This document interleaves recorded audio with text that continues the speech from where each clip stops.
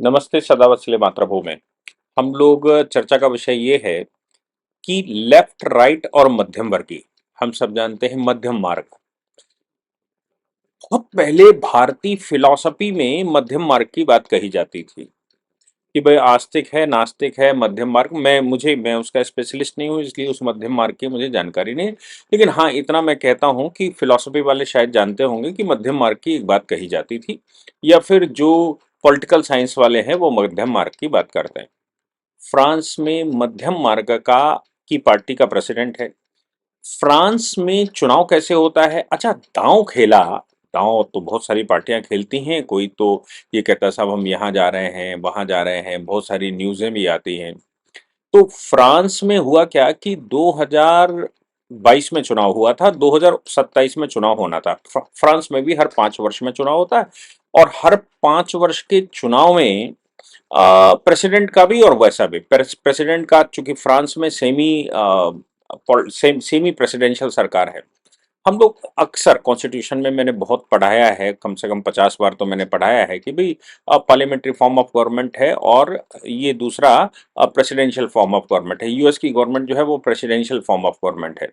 हमारे यहाँ की गवर्नमेंट जो है वो president parliamentary form of government है। इंग्लैंड की गवर्नमेंट या यूके की गवर्नमेंट है, पार्लियामेंट्री फॉर्म ऑफ गवर्नमेंट है। लेकिन फ्रांस की गवर्नमेंट सेमी प्रेसिडेंशियल गवर्नमेंट कही जाती है। ये एक तीसरी कैटेगरी है। और सेमी प्रेसिडेंशियल का मतलब है प्रेसिडेंट भी डायरेक्ट पब्लिक के द्वारा चुना जाता है, और पार्लियामेंट भी चुनी जाती है जो अपना प्रधानमंत्री चुनता है। बाकी सब कुछ वैसा ही है। केवल प्रेसिडेंट का जो चुनाव है वो सीधा जनता के द्वारा होता है। तो 2022 में चुनाव हुआ था। मैक्रोन दूसरी बार राष्ट्रपति बने हैं, और बड़े लंबे समय के बाद दूसरी बार राष्ट्रपति बने हैं। ऐसा भी कहा जाता है कि नेपोलियन के बाद वो सबसे कम आयु के राष्ट्रपति फ्रांस के बने।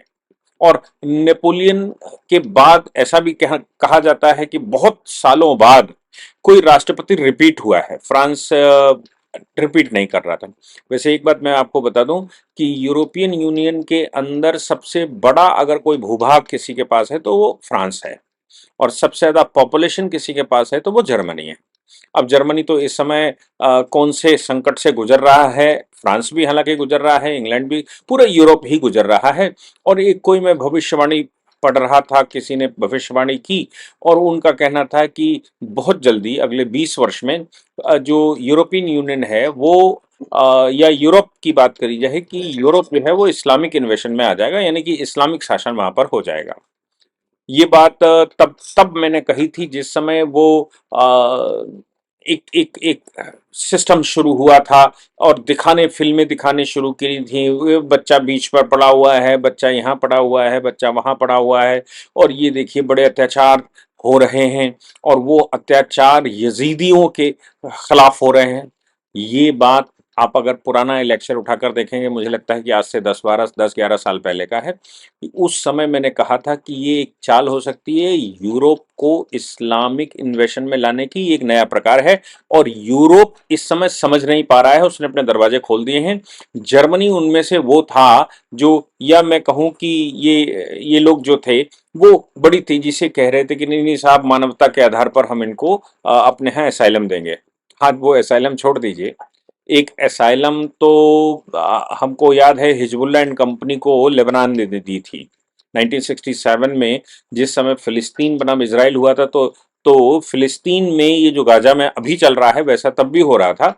और उस समय भी लेबनान, बगल का जो क्रिश्चियन बाहुल्य देश था, उसने कहा था कि भाई हम इनको शरण देंगे। आज लेबनान खत्म हो चुका है, हिजबुल्ला वहां पर किस प्रकार से हावी हो चुका है, ये बहुत छुपा हुआ नहीं है, 50 वर्ष में ही ये हो गया। तो आप सोच लीजिए कि जब 50 वर्ष में ऐसा हो सकता है, तो फिर क्या नहीं हो सकता। यूरोप ने भी वही गलती की, और यूरोप आज बड़ी संकट से गुजर रहा है। खैर, मैक्रोन की पार्टी मध्यम मार्गी मानी जाती है, फिर भी tilted towards the right winger मानी जाती है। अब यूरोपियन यूनियन का चुनाव हुआ। यूरोपियन यूनियन के चुनाव के विषय में मैं इसके पीछे एक लेक्चर पूरा ऐड करूंगा, जिसमें फ्रांस के इलेक्शन का प्रोसीजर और यूरोपियन यूनियन के इलेक्शन का प्रोसीजर पूरा मैंने जो क्लासरूम में उसको रिकॉर्ड करके बच्चों को दिया था, या बच्चों को जो जो जो लाइव जुड़े हुए थे और जो क्लासरूम में थोड़े से बच्चे थे, उनके सामने जो लेक्चर दिया था कि भाई वहाँ कैसे होता है। छोटा सा इंट्रोडक्शन टाइप, बहुत गहराई में नहीं गए, एक इंट्रोडक्शन, लॉ के स्टूडेंट को एक इंट्रोडक्शन पता होना चाहिए कि भाई कैसा फॉर्म है। तो यूरोपियन यूनियन आज यूएसए की तर्ज पर चल पड़ी है। यूएसए की तर्ज पर चल पड़ी मतलब उन्होंने इकोनॉमी अपनी इकट्ठी कर ली, हालांकि उसमें ब्रेग्जिट भी हो गया यूके का, और ब्रेग्जिट होने का कारण ही ये रहा होगा कि अमेरिका उसमें इन्वॉल्व हुआ, क्योंकि यूके की अमेरिका के साथ बड़ी अच्छी दोस्ती है। और अमेरिका जो है, मतलब यूएसए जो है, वो यूके का उत्तराधिकारी अपने आप को मानता है, और उसको लगता है कि जैसे कभी यूके का सूर्यास्त नहीं हुआ करता था, वैसे ही हम पूरे संसार पर राज्य कर सकते हैं। दोनों की फिलॉसफी अलग है, दोनों की टेक्नोलॉजी अलग है, दोनों का विचार अलग है, लेकिन फिर भी दोनों विश्व पर कब्जा करना चाहते थे। यूके भी किसी समय पर 57 देशों पर कब्जा किए हुए था, और आज अमेरिका भी विश्व के लगभग सभी बड़े स्थानों पर अपना बेस बनाए हुए है, मिलिट्री बेस बनाए हुए हैं। भारत ने जगह नहीं दी थी, अटल बिहारी वाजपेयी से भी जगह मांगी गई थी, लेकिन उन्होंने अफगानिस्तान के समय पर दी नहीं थी। खैर, तो वो ब्रेग्जिट करवाने का काम, अंदाजा ये है कि यूएसए ने उसको पीछे से करा होगा कि ब्रेग्जिट हो जाए। क्यों? क्योंकि यूरोपियन यूनियन ही वो ऐसा ऐसा ऐसा एक समूह है जो कि सीधा चैलेंज करेगा यूएसए को, और वो यूएसए की तर्ज पर ही यूनियन है, क्योंकि यूएसए भी 38 देशों का समूह है और ये 28 देशों का समूह है। यूएसए की बात छोड़ दीजिए, ये सारे डेवलप्ड कंट्री हैं, इन्होंने पूरे विश्व पर राज्य किया है। इनमें से एक 10 कंट्री तो ऐसे हैं जिनके बहुत बड़ी बड़ी कॉलोनियां हुआ करती थी। फ्रांस की बात कर लीजिए, हॉलैंड की बात कर लीजिए, ऑस्ट्रिया की बात कर लीजिए, या फिर मैं बात करूं इंग्लैंड की बात कर लीजिए, जर्मनी की बात कर लीजिए, इटली की बात कर लीजिए। ये बहुत सारे कंट्री हैं जिनकी उपनिवेश संसार भर में हुआ करते थे। तो ये बहुत बड़े-बड़े भूभागों पर कब्जा किए हुए थे। यूरोपियन यूनियन बनने के बाद उनका चुनाव का भी एक मतलब, ये इसलिए मैं कह रहा हूँ कि क्योंकि इसका यूनिफिकेशन वैसे ही हो जाएगा जैसे यूएसए का हुआ। जरा सा संकट यूरोप पर आने दीजिए, ये सब इकट्ठे हो जाएंगे। केवल इनको अब एक काम करना बाकी है कि एक्सटर्नल अफेयर्स और डिफेंस ये भी यूरोपियन यूनियन को दे दें। अभी यूरोपियन यूनियन के पास केवल इकोनॉमिक मैटर है, वो भी साझा इकोनॉमिक मैटर है, जहां साझा यूरोपियन यूनियन कर सकती है। बाकी अभी इकोनॉमिक मैटर भी राज्यों के पास हैं, मतलब स्टेटों के पास हैं, और फॉरेन अफेयर्स भी उनके पास है। हालांकि यूरोपियन यूनियन भी फॉरेन अफेयर्स में डील करती है, और इसके अतिरिक्त डिफेंस सबकी अपनी पर्सनल है। डिफेंस इनकी एक होनी है, संकट काल में सब इकट्ठे होने और डिफेंस एक हो जाए। बस ये जो 28 देशों का समूह है, ये यूएसए की तर्ज पर खड़ा हो जाएगा और यूएसए को चैलेंज करेगा, पूरे विश्व को चैलेंज करेगा।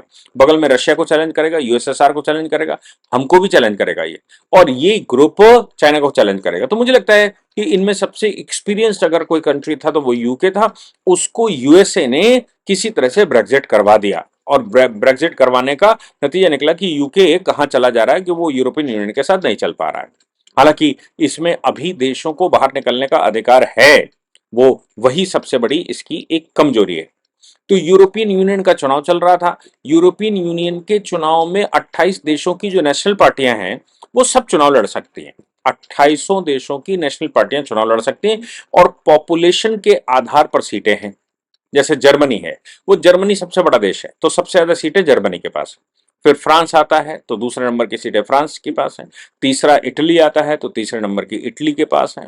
तो ऐसे करके, और कुछ कंट्री ऐसे हैं जिनके पास 6-6 सीटें हैं केवल, उनके पास 100 के लगभग सीटें हैं, किसी के पास 80 हैं, किसी के पास 85, किसी 96, और इनके पास तो आप सोचिए कि अगर 720 सीटों में से 5 कंट्री उनके 6 कंट्री मिल जाएं तो 60% बनाते हैं।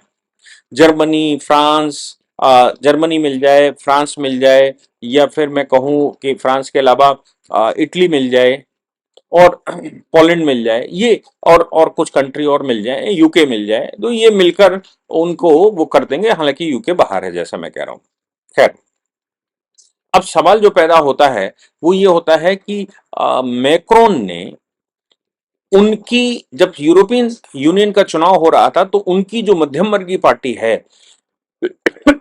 वो चुनाव लगभग उसकी सबसे कम सीटें गई, और लेफ्ट फ्रंट की सीटें बढ़ गई, राइट विंग की सीटें बढ़ गई, तो उनको लगा कि राइट विंगर्स को रोकने के लिए काम करते हैं, चुनाव करवा देते हैं। तो चुनाव जो 2027 में होने वाले थे, वो चुनाव 2024 में ही घोषित कर दिए। हालांकि मैक्रोन की पार्टी है, लेकिन मैक्रोन तीसरी बार चूंकि राष्ट्रपति बन नहीं सकते उनके कानूनों के अनुसार, उनके कॉन्स्टिट्यूशन के अनुसार, वो 2 बार राष्ट्रपति बन सकते थे, 2 बार राष्ट्रपति बन रहे हैं।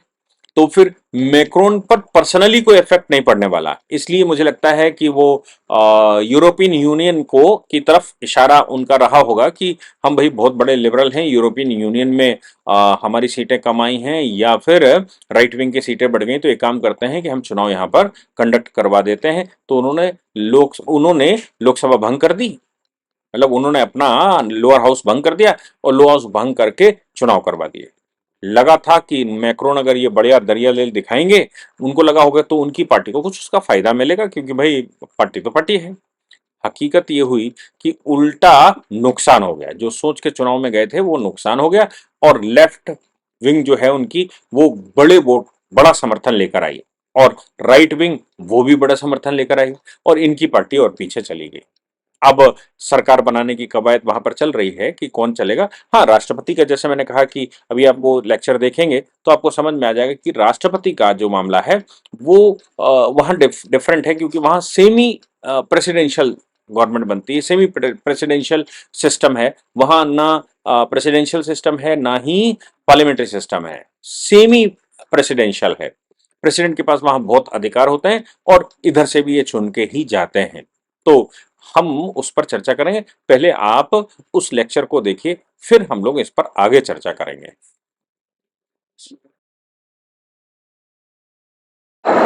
France,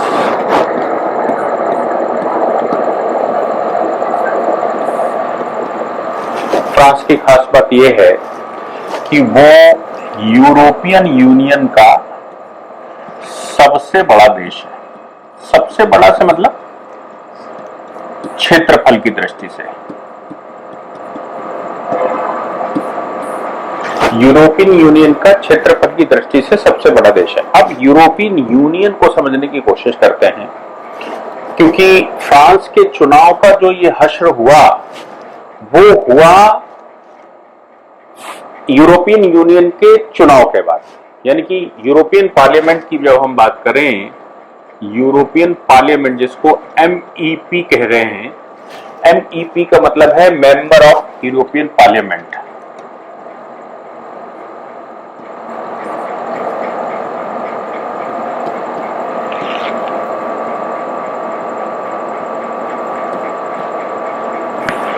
MEP member of European parliament. पहले इसमें 702 सदस्य हुआ करते, 705 सदस्य हुआ करते थे। 2024 के चुनाव में इसके पास 720 सीटें थी, यानी कि यूरोपियन यूनियन में 720 MEP चुने जाते हैं। अब ये 720 चुने कैसे जाएंगे? यूरोपियन फ्रांस की बात यह है कि फ्रांस के राष्ट्रपति मैक्रोन, जिसकी चर्चा हम अभी बताएंगे कि आखिर फ्रांस में सेमी प्रेसिडेंशियल चुनाव होता है। हमने सबने पहले पार्लियामेंट्री फॉर्म ऑफ गवर्नमेंट सुना है, हमने प्रेसिडेंशियल फॉर्म ऑफ गवर्नमेंट सुना है, लेकिन ये जो है वो फ्रांस, खासतौर से ये सेमी प्रेसिडेंशियल चुनाव, सेमी प्रेसिडेंशियल सिस्टम है।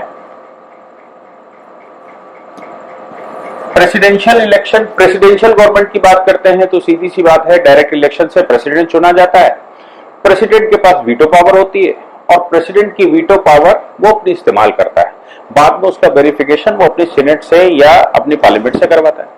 जब हम पार्लियामेंट्री फॉर्म ऑफ गवर्नमेंट की बात करते हैं तो हम भारत की बात करते हैं, तो भारत में पार्लियामेंट्री फॉर्म ऑफ गवर्नमेंट है, यानी कि डायरेक्ट इलेक्शन करवाएंगे, हम डायरेक्ट इलेक्शन करवाएंगे, जो सदस्य चुने जाएंगे मेंबर ऑफ पार्लियामेंट लोकसभा में, वो अपना नेता चुन सकते हैं।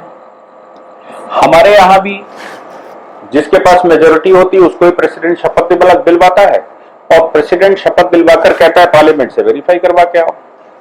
फ्रांस में भी ऐसा ही होता है, लेकिन हमारे यहाँ जो प्रेसिडेंट का चुनाव है वो इनडायरेक्ट है,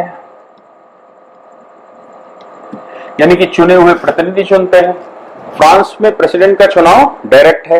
तो हमने देखा कि semi presidential government, presidential government जैसे यूएस की है, और फिर तीसरी जो हमारे यहाँ की है पार्लियामेंट्री फॉर्म ऑफ गवर्नमेंट, यानी कि पार्लियामेंट्स के द्वारा चुनी गई। ये जो पार्लियामेंट्री फॉर्म ऑफ गवर्नमेंट है, ये कुछ जगह पर पार्लियामेंट्री मोनार्क भी है। मोनार्क मतलब वहां राजा भी सिंबॉलिक रूप से बैठता है और पार्लियामेंट चलाती है। पावरफुल पार्लियामेंट के पास है, लेकिन राजा सिंबॉलिक रूप से बैठता है। ये यूके की गवर्नमेंट ऐसी है, जो यूके की है, जो मोनार्क थ्रू पार्लियामेंट है। मतलब पार्लियामेंट मोनार्क होता है वंशानुगत, और मोनार्क मतलब राजा वंशानुगत होता है, और हम पार्लियामेंट की बात करते हैं तो फिर हम पार्लियामेंट से चुनकर आते हैं। निर्णय पार्लियामेंट ही करती है, लेकिन फाइनली राजा बैठा हुआ है। व्यवस्था है, जब तक नहीं उखाड़ी जाती, जब तक नहीं उखड़ेगी तब तक वैसे व्यवस्था रहती है। ये 3-4 प्रकार की सरकारें हम बनाते हैं। अब सरकार हमारे यहाँ मोनार्क भी होती है देश संसार में, जैसे खाड़ी में चले जाएंगे तो वहां सुल्तान बैठता है।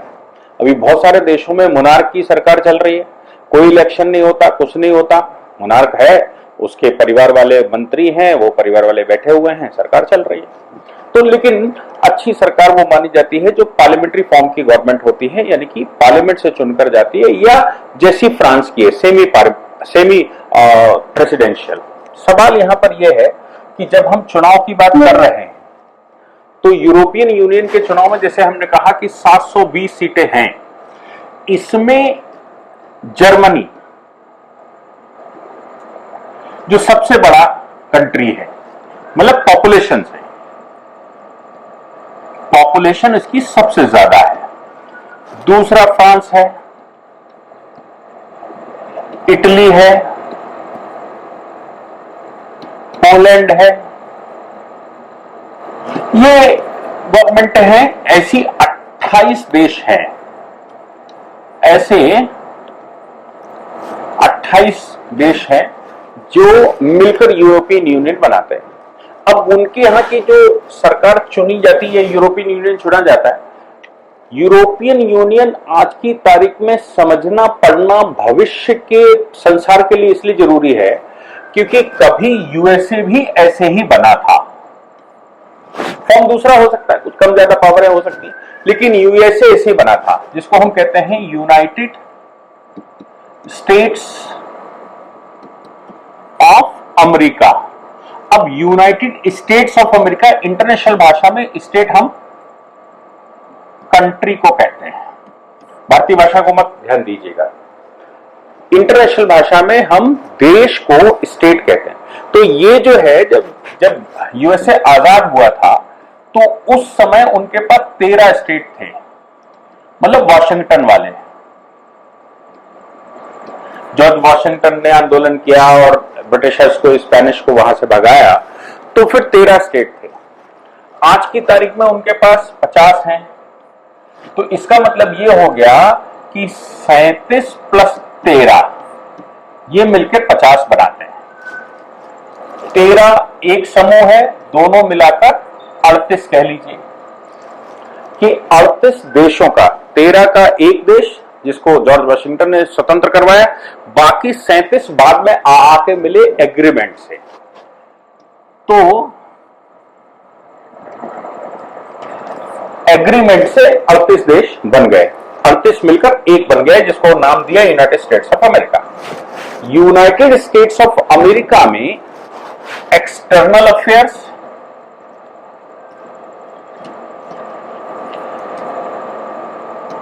डिफेंस, कम्युनिकेशन,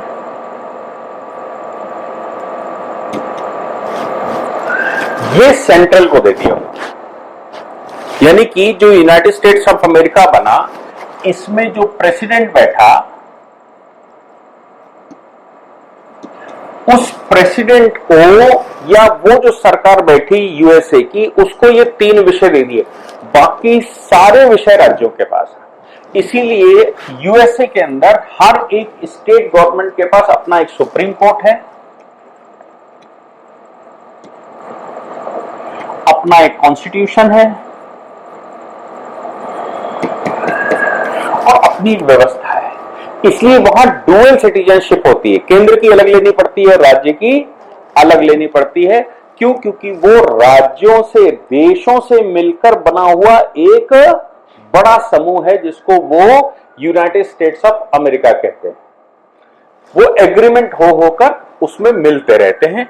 तो उनके जो एग्रीमेंट हुए केंद्र के साथ, उस एग्रीमेंट की कंडीशन अगर कोई वायलेट करेगा तो क्या होगा? तो वहां पर यूएसए के अंदर सुप्रीम कोर्ट ऑफ, मतलब फेडरल सुप्रीम कोर्ट है, फेडरल सुप्रीम कोर्ट है। ये फेडरल सुप्रीम कोर्ट वहां पर तय करेगा कि वाकई में किसने किसको वायलेशन किया है, और छोटी सरकार यानी कि राज्य की कोर्ट भी उस पर डिसीजन ले लेगी। जैसे आपने देखा होगा ट्रंप ने कुछ देशों को, इस्लामिक देशों को मना कर दिया, इस्लामिक कंट्रीज को मना कर दिया कि भाई इनके साथ हमारा फॉरेन रिलेशन नहीं रहेगा, इनको कोई वीजा हम नहीं देंगे, इनको आने नहीं देंगे, यहां से जाने नहीं देंगे, कुछ किया। तो वहां की एक छोटी डिस्ट्रिक्ट कोर्ट ने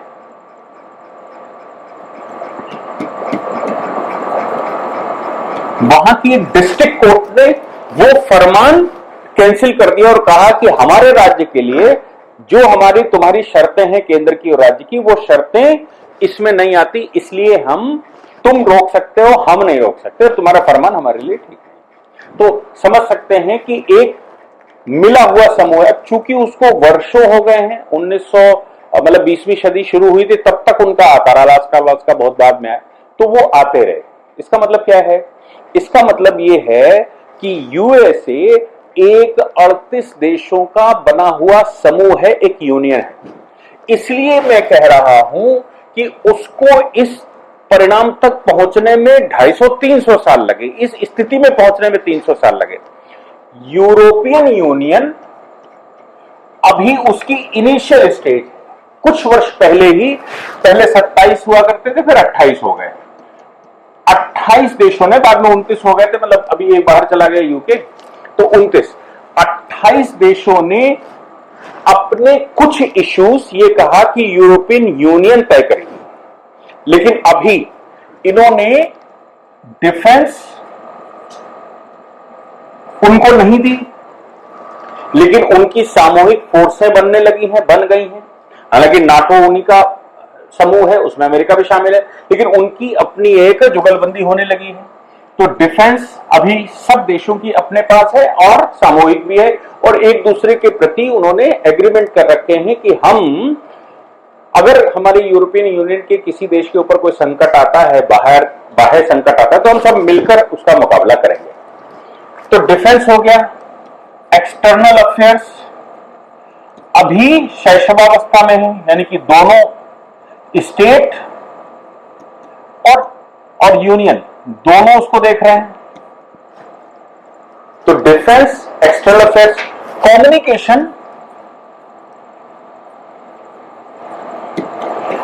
वो उनका एक मिला जुला प्रभाव।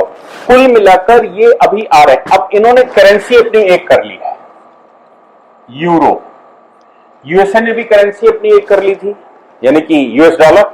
तो इन्होंने अपनी करेंसी एक कर ली है, यूरो। यूरोपियन यूनियन का जो कमीशन है, यूरोपियन यूनियन का कमीशन होता है, उनका एक कमर्शियल कमीशन होता है, उसके साथ उसकी सदस्यता होती है, वो देशों के साथ बात करता है। अब इनमें चुने जाने वाले, जैसे मैंने पीछे बताया था कि इनमें जो चुने जाने वाले देश हैं वो पॉपुलेशन के अनुसार अपने सांसद भेजते हैं। दूसरी बात है कि नेशनल पार्टी को चुनाव लड़ने का अधिकार होता है। जिस देश की नेशनल पार्टी, सपोज किसी देश में 4 नेशनल पार्टी है, तो वो चारों चुनाव लड़ सकती है। तो 28 देशों की नेशनल पार्टियां, 100-150 तो होंगी कम से कम, तो वो सब चुनाव लड़ती हैं। अब सीधी सी बात है, अगर फ्रांस का चुनाव है तो फ्रांस की नेशनल पार्टी फ्रांस के अंदर ही, उसकी पहचान है तो फ्रांस के अंदर ही चुनाव लड़ेगी। अब वो जर्मनी में चुनाव लड़ने जाएगी तो लड़ तो सकती है, लेकिन वो उसको कुछ मिलने वाला नहीं, इसलिए उन्होंने अपना सिद्धांत बनाया भाई। इसके बाद इंटरनेशनल, यानी कि उसको उन्होंने ट्रांसनेशनल कहा, ट्रांसनेशनल। ट्रांसलेशनल समूह बनता है यूरोपियन यूनियन में। ट्रांसलेशनल समूह का मतलब है कि जितनी पार्टियां जिस देश की हैं, नेशनल पार्टियां, वो चुनाव जीत गई, जीतने के बाद 720 वहां हो गए, तो वो फिर यूरोपियन यूनियन के किसी भी देश की किसी भी पॉलिटिकल पार्टी के साथ कॉम्बिनेशन बनाकर 23 के पॉलिटिकल ग्रुप बनाता है।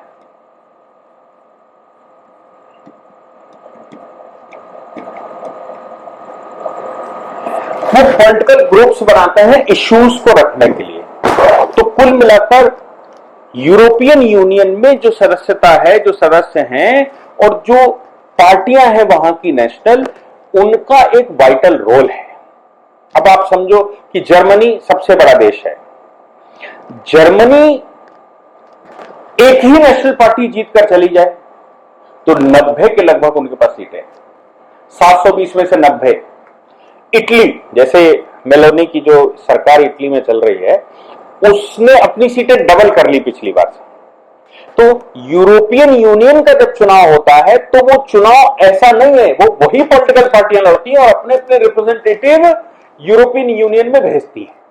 सिर्फ इतनी सी बात है कि वो उस देश की नेशनल पार्टी होनी चाहिए। किसी देश में 4 हो सकती हैं, 5 हो सकती हैं, 6 हो सकती हैं, 7 हो सकती हैं, वो नेशनल पार्टियां हैं, वो चुनाव लड़ सकती हैं। अब उन्होंने अपने संसद में भेज दिए, यूरोपियन पार्लियामेंट में भेज दिए। यूरोपियन पार्लियामेंट में किसी पार्टी के सपोज 100 सदस्य हो गए या 80 सदस्य हो गए, तो आप सोचो किसी एक पॉलिटिकल पार्टी के 80 सदस्य अगर यूरोपियन यूनियन में हो जाएंगे तो निश्चित रूप से उसका अपना प्रभाव बढ़ेगा उसमें। तो हो ही नहीं पाते, क्योंकि किसी भी देश में अगर 4 पॉलिटिकल पार्टियां हैं तो भाई 100 सीटें उसके अंदर हैं, 80 सीटें उसमें हैं, तो किसी के पास 20 होंगी, किसी के पास 25 होंगी, किसी के पास 30 होगी। पूरी 80 की 80, 90 की 90 सीटें चली जाएं आवश्यक नहीं। और कुछ देश इसमें ऐसे भी हैं जिनके पास केवल 3 देश ऐसे हैं जिनके पास केवल 6 सीटें हैं, क्योंकि उनकी पॉपुलेशन बहुत कम है।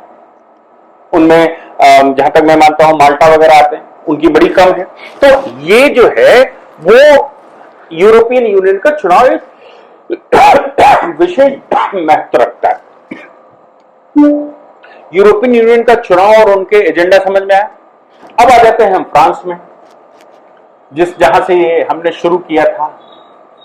फ्रांस में जो मिडिल मार्ग वाली हैं, मिडिल मार्ग की पार्टी है, वो मैक्रोन की पार्टी है। मैक्रोन वहां के प्रेसिडेंट भी हैं।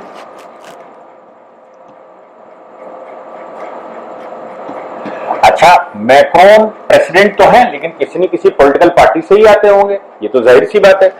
उनकी पॉलिटिकल पार्टी की वहां गवर्नमेंट भी है, यानी कि एक ही पॉलिटिकल पार्टी की वहां प्रेसिडेंट भी है और वहां सरकार भी। अब जैसे हमने कहा था कि ये सेमी प्रेसिडेंशियल है, सेमी प्रेसिडेंशियल है। सेमी प्रेसिडेंशियल का मतलब यह हो गया वहां कि डायरेक्ट इलेक्शन प्रेसिडेंट का भी और फिर पार्लियामेंट भी।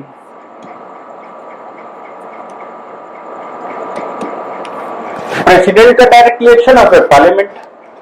अब प्रेसिडेंट का केवल इलेक्शन डायरेक्ट हो रहा है। अगर डायरेक्ट प्रेसिडेंट का इलेक्शन होगा, पूरी जनता ने देश भर के प्रेसिडेंट को चुना, तो जाहिर सी बात है कि उसको हमारे भारत के प्रेसिडेंट की तरह तो हम रखेंगे नहीं कि वो केवल एड एंड एडवाइस के लिए बना हुआ है। इसका मतलब उसको कुछ शक्तियां भी देंगे। अगर हम प्रेसिडेंट को शक्तियां देंगे और हमने पार्लियामेंट भी वहां, मतलब उन्होंने पार्लियामेंट भी वहां चुन ली, इस पार्लियामेंट में मेजोरिटी बेस पर गवर्नमेंट बन गई, उसका एक प्रेसिडेंट, उसका एक पीएम होगा, प्राइम मिनिस्टर होगा। तो दोनों भैया चुनकर आए हैं। अगर प्रेसिडेंट भी डायरेक्ट चुना जा रहा है और पार्लियामेंट के थ्रू पीएम भी चुना जा रहा है, सरकार चुनी जा रही है, तो इसका मतलब यह हो गया कि दोनों को पावर शेयरिंग करनी पड़ेगी। एक ही पॉलिटिकल पार्टी के हैं, स्मूथली चलेगी। अलग अलग पॉलिटिकल पार्टियां हैं तो कुछ ना कुछ खींचतान होगी। लेकिन इस इतने विवाद को छोड़कर प्रेसिडेंट ऐसा है वहां जो किसी पॉलिटिकल पार्टी से आता है पार्लियामेंट का चुनाव होता है, का इलेक्शन होगा, उस इलेक्शन में पीएम मेजोरिटी के आधार पर सबसे बड़ी पॉलिटिकल पार्टी जो पीएम जो है वो सबसे पहले बना लेता है, फिर उसको संसद भेजता है हमारी तरह कि जाओ वहां पर सिद्ध करके आओ। ये वहां का भी सिस्टम है। अब जब वहां की सरकार, हमने कहा कि वो सेमी प्रेसिडेंशियल है, कुछ तो प्रेसिडेंट को एक्सक्लूसिव पावर होगी, लाइक राष्ट्राध्यक्ष के रूप में प्रेसिडेंट ही दुनिया भर में घूमता है उनका, और कुछ एक्सक्लूसिव पावर पार्लियामेंट को भी देगा। काउंसिल ऑफ मिनिस्टर पार्लियामेंट के लिए रिस्पॉन्सिबल है। पार्लियामेंट सीधा विषय प्रेसिडेंट के पास भी भेजती है, पीएम भी प्रेसिडेंट को रिपोर्ट करता है, प्रेसिडेंट को जनता भी संबोधित कर सकती है, और वैसा बड़ा झगड़ा हुआ उन्होंने बनाया कि भाई प्रेसिडेंट भी कुछ बिल खुद में प्रपोज कर देता है पार्लियामेंट में, पार्लियामेंट के मेंबर भी प्रपोज कर लेते हैं, और वहां पर सामान्य नागरिक भी पार्लियामेंट में बिल प्रपोज कर लेते हैं, और वो बिल प्रपोज करने के बाद अगर वो पास हो जाए तो ठीक है। अब बात आती है कि हुआ क्यों ये। 2022 में, उससे पहले 2017 में फ्रांस के चुनाव हुए। मैक्रोन, जैसे मैंने कहा कि सबसे कम उम्र के बाद, ऐसा कहा जाता है कि नेपोलियन बोनापार्ट के बाद, नेपोलियन के बाद सबसे कम आयु का अगर कोई प्रेसिडेंट बैठा तो ये थे। और इसके अलावा 2 बार फ्रांस में 2 ही बार प्रेसिडेंट चुनने का अधिकार है, वो 2 ही बार चुनाव लड़ सकता है। 2 बार अगर वो जीत चुका है, प्रेसिडेंट बन चुका, तीसरी बार चुनाव के लिए इनएलिजिबल हो जाता है, एलिजिबिलिटी क्राइटेरिया उसका नहीं रहता। अब जब वो एलिजिबल ही नहीं रहेगा तो बात खत्म होगी। मैक्रोन दूसरी बार 2022 में चुने, तो इसका मतलब ये हो गया कि मैक्रोन अब उससे पार हो गए। हालांकि वो रोल प्ले करना चाहे तो उनके अपर हाउस में एक्स प्रेसिडेंट को राइट होता है। अभी तक उनके 2-3 एक्स प्रेसिडेंट रहे हैं जिन्होंने अपर हाउस में या सरकार में कोई रोल प्ले किया है। जनरली 2 बार हो लेता है तो चला जाता है। इनके यहां चूंकि राइट है अपर हाउस में, प्रेसिडेंट रह लिया तो अपर हाउस में सीधा चला जाएगा, उसको किसी इलेक्शन का हिस्सा नहीं बनना। तो अब तो मैक्रोन अगर रोल प्ले करना चाहेंगे तो अपर हाउस जाएंगे, और रोल प्ले करना नहीं जाएंगे तो भैया यहीं से अपना संन्यास ले लेंगे। लेकिन मैक्रोन की आयु इतनी कम है कि लगता नहीं है कि वो शांति से बैठेंगे। लेकिन मैक्रोन, ये तय बात है कि 2027 में चुनाव तो नहीं लड़ सकते। अब लेकिन मैक्रोन एक पॉलिटिकल पार्टी के तो है, तो यूरोपियन यूनियन में जो उनकी पार्टी थी वो मार्जिन पर आ गई। मैक्रोन हीरो बनने के चक्कर में, या उनको लगा कि मैं ये अपना चरित्र दिखाऊंगा कि हमने तो इस्तीफा दे दिया, हमने तो सरकार गिरा दी, उन्होंने क्या किया, संसद भंग कर दी। कहा भाई यूरोपियन यूनियन के चुनाव में पार्टियों के चूंकि जो बैलेंस था वो बैलेंस बिगड़ गया है, इसलिए उसको हम बदलते हैं। अब ये बदल तो उन्होंने दिया, उन्होंने डाउन तो कर दिया। इलेक्शन भी हो गया 2024 में ही। नतीजा निकला कि लेफ्ट और राइट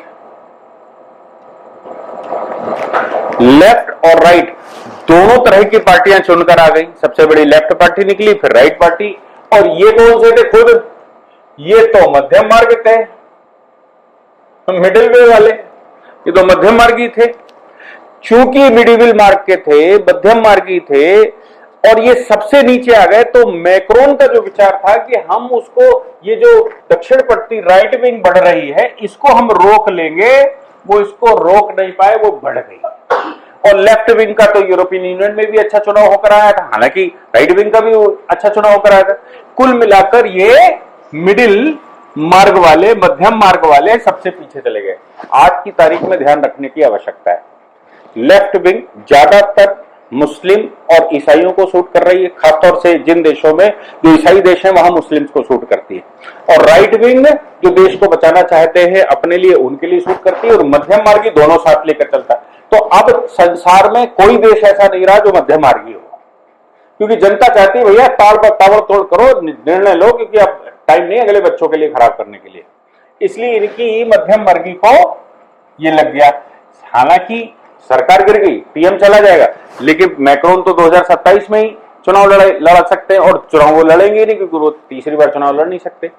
तो यहां पर हुआ क्या कि 2024 में जैसे ही लेफ्ट विंग बढ़कर आई, आप सोचिए कि लंदन में दंगे हो गए,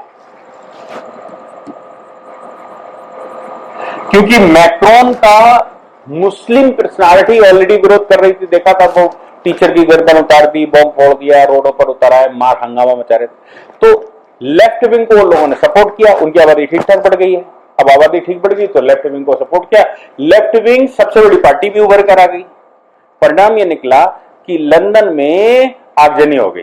वो खुशियां उन्होंने वैसी बनाई कि साहब खूब आग लगाकर, खूब तोप फूक कर, आग लगाकर वहां खुशियां मनाई। आप समझ लीजिए कि लेफ्ट विंग वहां आई, बढ़कर आई, अभी सरकार नहीं बनी, अभी तो सरकार बनाने का फॉर्मूला निकल रहा है। बढ़कर आई, इतने में फ्रांस के अंदर दंगे दुंगे हो गए। आप सोच सकते हैं कि ये क्या वहां पर चल रहा है। और जैसा किसी ने, मैंने कहा कि वो भविष्यवाणी की बात है कि यूरोपियन यूनियन 2043 में इस्लामिक इन्वेशन का पार्ट हो जाएगी। उनकी पॉपुलेशन को ध्यान रखकर, अभी हम लड़ रहे हैं, लेकिन वो इस्लामिक प्रभाव में आ चुकी होगी। ऐसा कहते हैं कि यूरोप में ज्यादातर सरकारें खाली के तर्ज पर बन चुकी होगी। वो भले ही चुनाव से लड़कर आए, लेकिन कब्जा उनका हो चुका होगा, वो ठीक ठाक सत्ता में आ चुके होंगे। इस पर कोई प्रश्न है क्या किसी का? ये हमने समझाने की कोशिश करी कि यूरोपियन यूनियन का चुनाव कैसे होता है, कैसे वो आगे बढ़ रहे हैं। फ्रांस का चुनाव जो सेमी प्रेसिडेंशियल गवर्नमेंट होती है वो कैसी होती है, उसका फंक्शन क्या होता है, उसका रोल क्या होता है। बाकी आगे अगर विषय बीच में जनरल स्टडीज में आएगा। याद रखने की बात यह है कि ये जो विषय हैं ये इन जुडिशरी के स्टूडेंट्स के लिए इंटरनेशनल लॉ में आते हैं, और बाकी एडमिनिस्ट्रेटिव सर्विस के लिए ये इंटरनेशनल रिलेशन में आते हैं। तो इंटरनेशनल रिलेशन में आपको विश्व की जानकारी समसामयिक भी है, उनकी वर्ल्ड समसामयिक उसकी जानकारी होनी चाहिए, सिस्टम्स की जानकारी होनी चाहिए। तो मुझे लगता है कि ये क्वेश्चंस आ सकते हैं, इंटरव्यू वगैरह में भी पूछते हैं। लोगों ने इसको सुना, आपको ये एहसास हो गया होगा इस लेक्चर के बाद कि वाकई में जो स्टूडेंट जानना चाहता है, जो बच्चे जानना चाहते हैं कि यूरोपियन यूनियन का चुनाव कैसे होता है, फ्रांस का चुनाव कैसे होता है, वर्ल्ड के और सिस्टम कैसे चलते हैं, उन सिस्टमों का आधार क्या है, वहाँ की सरकारें कैसे चलती हैं, उसको मैंने बताने की कोशिश की है। तो मुझे लगता है कि आप आईएएस के स्टूडेंट हों, पीसीएस के स्टूडेंट हों, और लॉ के स्टूडेंट लॉ के मतलब पीसीएस जे के और एचजेएस के स्टूडेंट होंगे, तो आपको ये बहुत अच्छे से चीज़ें क्लियर होनी चाहिए इंटरनेशनल लॉ में। ये हमारे यहाँ जुडिशरी में इंटरनेशनल लॉ के नाम से पे आता है, और एडमिनिस्ट्रेटिव सर्विस में इंटरनेशनल रिलेशन के नाम से ये सब कुछ आता है। जय हिंद, जय भारत, वंदे मातरम।